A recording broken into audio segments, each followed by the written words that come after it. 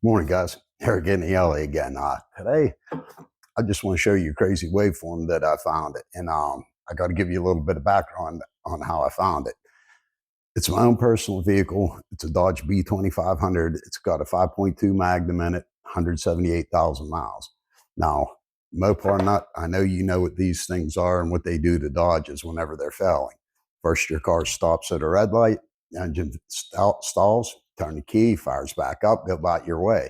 Pretty soon, whenever you do that, it'll only fire up whenever it's cold. You have to wait for the engine to cool down. Then eventually it just won't start. This is what Dodge used to control the fuel injection when they went to the Magnum V8s, the 3.9s, and the Dakotas. This is what gives them their cam position. It goes underneath the distributor cap. Pretty simple, but the distributor is still controlling which cylinder is getting the spark. So the computer doesn't need to know where number one is. It just needs to know when a piston is at top dead center. So I'm going to just show you some of the signal, but the background behind it is I had an opportunity to review a very cheap sensor. So I took it, two sensors actually. A Formula Auto cam position sensor, it's about $12. And this was a Dora Size, not a Dora Last, the Dora Size crank position sensor. Now, guys, I mean, whenever you review something, it's usually not like a factory part. It's stuff like this. These people need reviews. There was no reviews on either of these sensors. Shout out if you want to do something like that. It's cool to hook up on a scope and just check out what the cheapest sensor you could find looks like. Now, out of two, one worked. One, I don't know what the hell it was seeing, but whatever it's seeing isn't there. All right, we're going to get right to the scope. I just had to give you a little bit of background. I also have to mention that the sensors were given to me free. I have to leave a link for them in the description. And it's not my rules, just the way it is. All right, guys, right to the scope. Oh, yeah, guys, if you review a very cheap sensor in your own vehicle, don't count on it. At the same time, I ordered a standard cam and crank position sensor.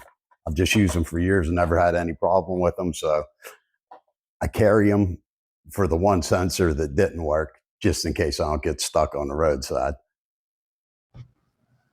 Okay, guys, before we actually get into the waveform of the malfunctioning sensor, I just want to give you a little background of what the crank position sensor is supposed to look like on this vehicle. Now, this vehicle still has a distributor, so it's not dependent on knowing which cylinder is number one, strictly from the crankshaft position. What we have is equal lines every 45 degrees. These are on the flywheel for this engine. That would be your toe ring or your reluctor wheel. It would be the flywheel. The signal is held high every time it sees an air gap in between the reluctors, and it's pulled down, and it's a Hall effect sensor, so its magnetic field's disrupted, and it drops to zero.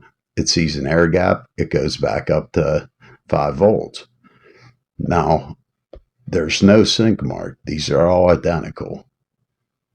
Now, let me show you real quick a sensor from a Honda that uses a long tooth as a sync mark for the crank position sensor. This would be from an engine that does not have a distributor, that needs to know by the crankshaft position sensor what cylinder is number one. All right, guys, there's a reason I'm showing you this, but this is a Honda 2.4. This is also a Hall effect sensor. That's a green channel, channel 2. A Hall effect sensor is going to pick up as many reluctors as the manufacturer puts on the tone ring or the reluctor wheel.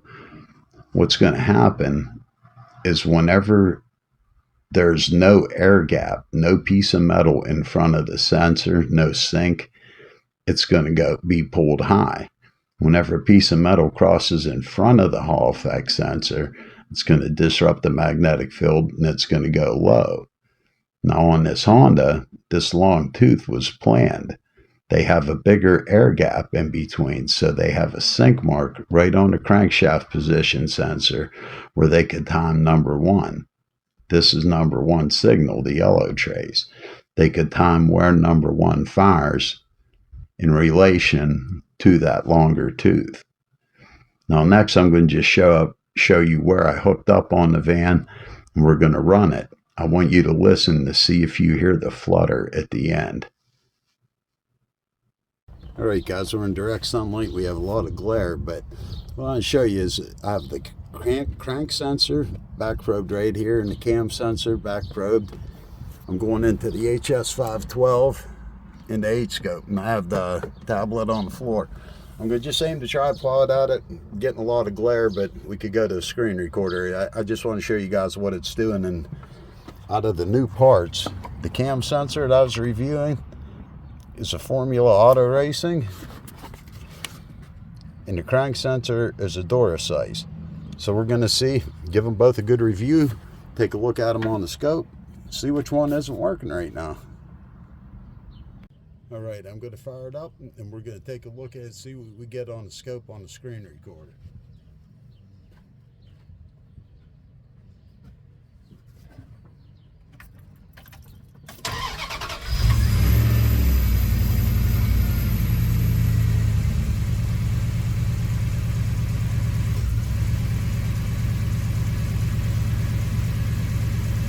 Heard it one time already.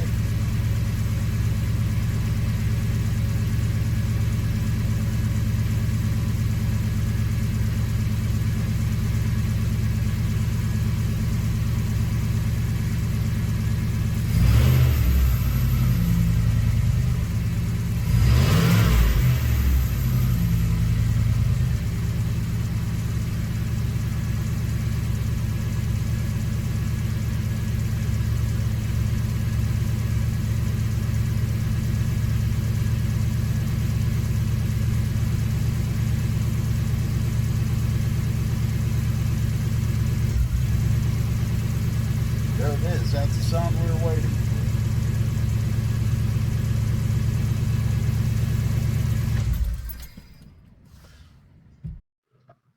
Okay guys, so now you're going to see why I showed you the first two waveforms first, of what this should look like, and what some engines will actually change the configuration of the reluctors to get a sync mark. We're seeing a sync mark on this when these should all be equal in height and the spacing. The reason why I believe it's still running is if you look at the falling edges. The falling edge would be roughly in between these two. These are every 45 degrees. So it would take its every revolution of the flywheel. This would be 365 degrees from here to there. So every time the flywheel passes the Hall effect sensor, it's picking up a longer space. The space in between the reluctors, the sensor goes to 5 volts. When there's a piece of metal in front of the sensors, that disrupts the magnetic field and it drops down to 0 volts. Sees an air gap, goes back up to 5 volts. But what it's seeing here is a longer air gap that really isn't there. We've seen on the first signal.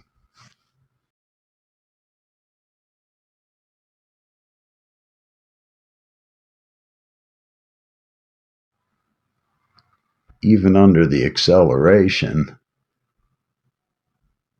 this thing is still seeing a longer air gap, and it's sticking to it. It's not breaking up. But we heard that engine flutter, or at least I hope it came out on the audio. You could hear the engine flutter and then slow down and then go back to normal. To find where that event occurred, we're going to use a method like ReVFix uses to find misfires. We're going to use the frequency of channel 1. That would be our crank position sensor. We're going to turn that on. And we're going to just be watching the red line for right now. It's going to make pretty consistent high marks. This is the frequency of the crankshaft spinning.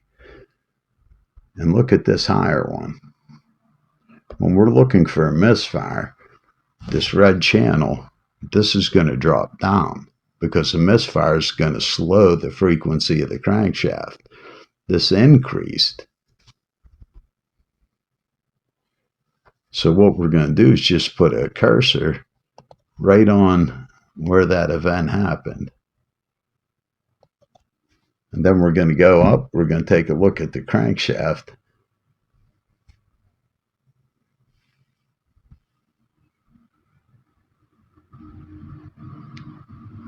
Right before the frequency increased, that cylinder double fired. We have a falling edge, which is going to make an ignition, and we have another falling edge, which is going to make another ignition event. So it fired 9 times in. From here to here would be 720 degrees. It fired 9 times in 2 crankshaft revolutions. So not only do we have a weird air gap that technically isn't there, 2 other crankshaft position sensors did not pick this air gap up. This one sensor did, so it didn't look right, but this is the actual malfunction. Seeing these spaces right away is going to tell you something's not looking right, but it was still running. It still even ran through the revs, but it didn't like that. That computer did not like seeing 2 falling edges at all. All right, guys, finally on the van, this is what a new standard ignition crank position sensor, and this is still the formula cam position sensor that I'm reviewing. Well, I'm putting to the test. It's been over 3 weeks since it's been in there. Still no trouble. I'm still carrying the standard ignition cam position sensor with me just in case. I don't want to get left on the side of the road, but so far, this guy's getting a thumbs up. I just wanted to make sure on the waveform, even go through the accelerations, make sure, this sensor's seeing something that's not supposed to be there. So that was just a pretty weird way. And technically speaking, I have no explanation of why it would see a longer air gap. What I'm figuring is something, maybe the resolution of the sensor wasn't good enough to pick up one of the reluctors, and it was still seeing an air gap there. One reluctor might be offset just a little bit, just enough out of its range where it's not picking it up and it's registering an air gap, because it was definitely one of the reluctors on the flywheel, because every 360 degrees of rotation or every 845 degree reluctors on the flywheel, it didn't like one of them every 8 times. So in the end, it made a double fire, but that was pretty cool, being able to find what happened and where it happened instead of having to scroll through a long waveform, frame by frame, looking for something for an event to happen. We were able to go back with the math channel just to where what we captured, what our ears heard. That's what you want to do whenever you hear that. That math channel is going to get you to where that crankshaft changed. In this case, it increased, and on a misfire, it decreased. Now I'm going to show you a couple different crank position sensors. Well, we're on the same subject, because this is definitely an excellent way of finding a misfire also. That's the main purpose of it. It's a rare occasion you're going to see something increase the crankshaft speed. It's always going to be going down. I'll show you a couple examples of that and how this works on different sensors.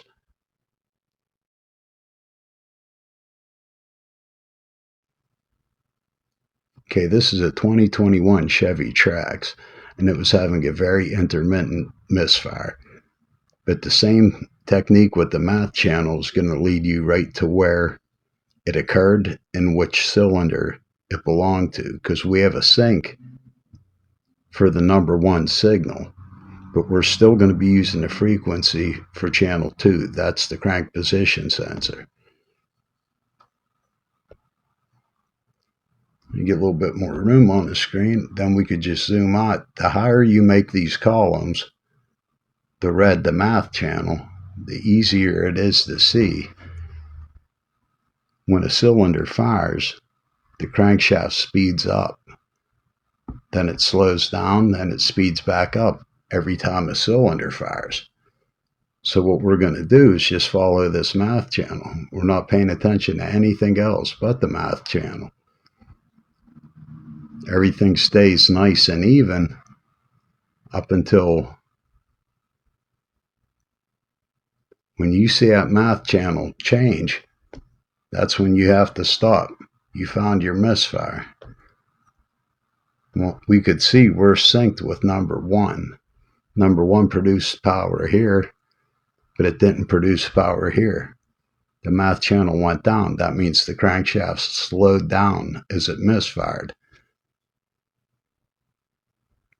To see which cylinder, now we happen to be synced to the one that is misfiring, but to use the cylinder identifiers, 1342,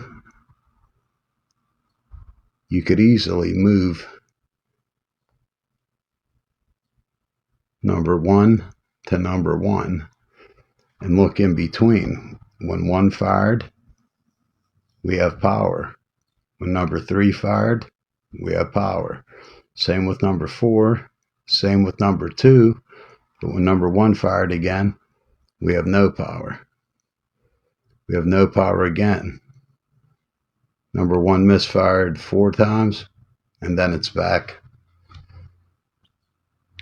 So just that little bit of a flutter, the math channel was able to pick up the crank position slowing down the frequency.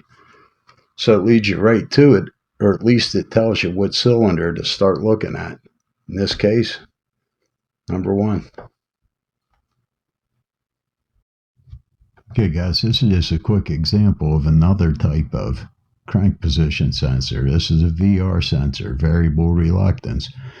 And this is a cam signal, so we're going to disregard that. This is a Toyota RAV4. They still use these VR sensors, or did. And what we're going to do is the same thing, take the frequency of channel 1, the crankshaft sensor. And even though this isn't a Hall effect sensor, this is a totally different type of sensor, we're still seeing the same thing in the frequency. Now they're going to look a little bit different from design to design, but you're going to see the sync mark. This is all something that it's actually seeing. But whenever you follow it, it'll even let you go into a snap throttle.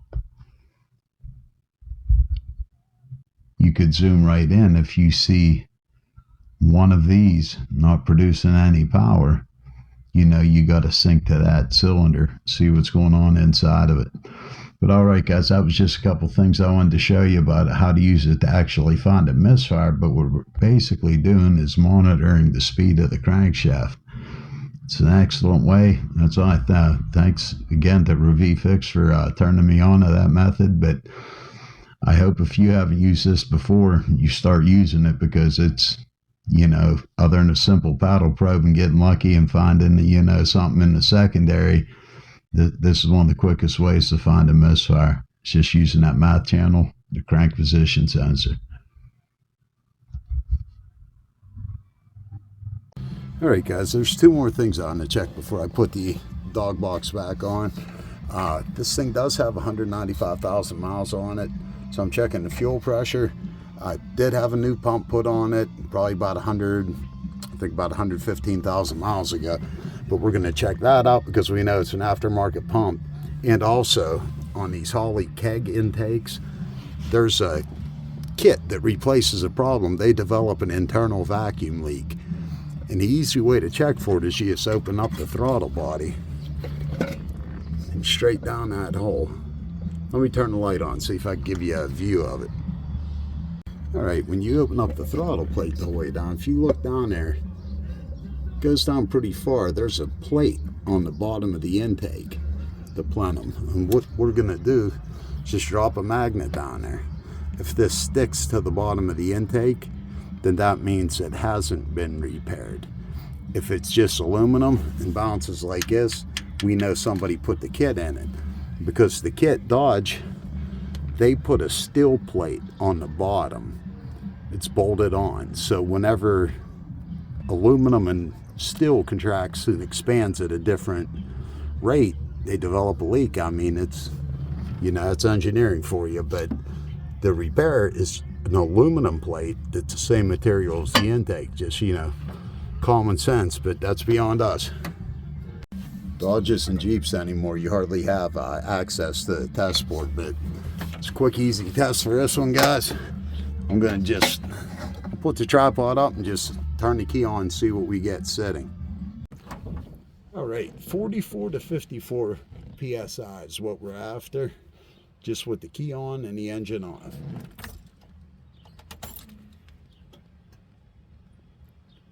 Well, we're about 40.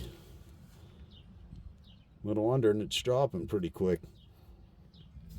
Could be the connector, but no, it's holding about 38. Gonna start it up. Yeah,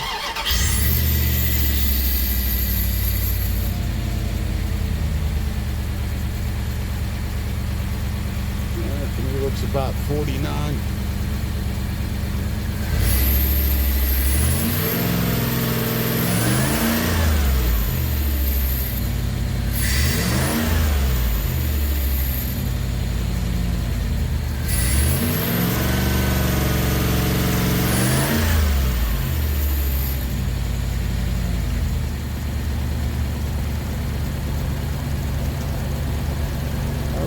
Shut her off.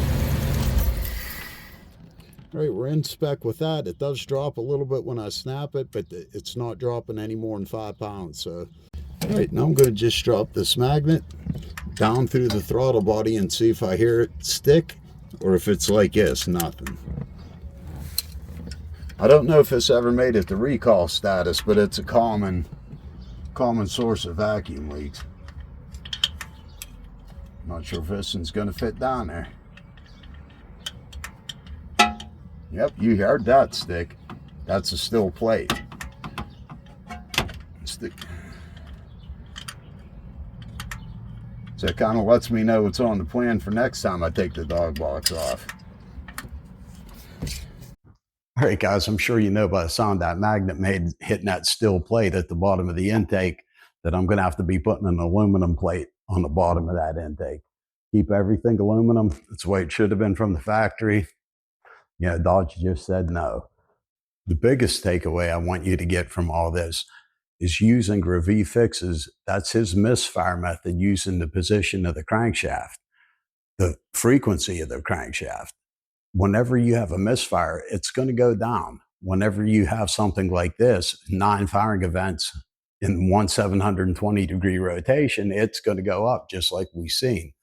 You could drop your cursor and find exactly time at which cylinder was giving you the problem. Now, this works on HScope and this works on Picos. This does not work on the Mixig Vado. I've tried it, and I've tried it on the Handtech 1008C. It does not work. The Pico scope and HScope are the only two scopes. There might be a couple out there, but the only two I've tried that the math channel will actually follow the crankshaft like that is HScope and the Pico scope. But all right, guys, I hope you enjoyed that, or at least found, you know, something you didn't know. If you didn't, hope you enjoyed it. All right, guys, it's 4th of July weekend. Wishing everybody a happy, safe 4th of July. Catch you next time. Adios. Hey, guys, there she is from the outside. Still pretty solid. Came from Arizona. All the rockers, everything's still there. Keep the fluid filmed.